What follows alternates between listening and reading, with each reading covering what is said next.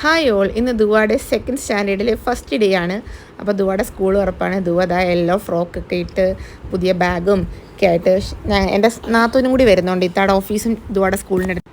അപ്പം ദുവയും ദീനും ഇത്തയും എല്ലാം ആയിട്ട് ഇതാ ബി മാക്സിലെത്തി. മേവറത്താണ് അവളുടെ സ്കൂള്. ഇന്നപ്പം ഫസ്റ്റ് ഡേ ആണ്. ഇവിടെ സ്വിമ്മിങ്ങും ഹോഴ്സ് റൈഡിങ്ങും സ്കേറ്റിങ്ങും കാര്യങ്ങളൊക്കെ ഉണ്ട്. ഇവിടെ എക്സ്ട്രാ കരിക്കുലർ ആക്ടിവിറ്റീസൊക്കെ ഉണ്ട്.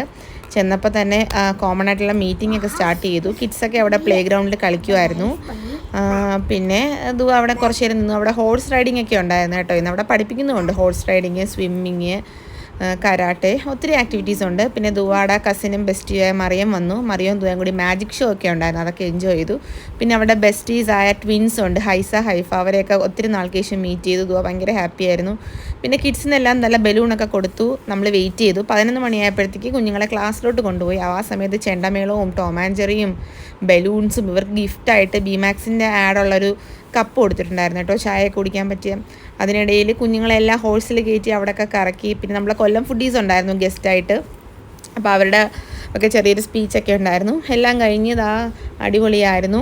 കുഞ്ഞുങ്ങളെല്ലാം വെയിറ്റ് ചെയ്ത് നിന്നു. അവരെല്ലാം ക്ലാസ്സിലേക്ക് കൊണ്ടുപോയി. ഞങ്ങൾ നേരെ അടുത്ത ഒരു സ്ഥലം വരെ പോയിരുന്നു. 12:30 ആയപ്പോൾ തിരിച്ചു വന്നു.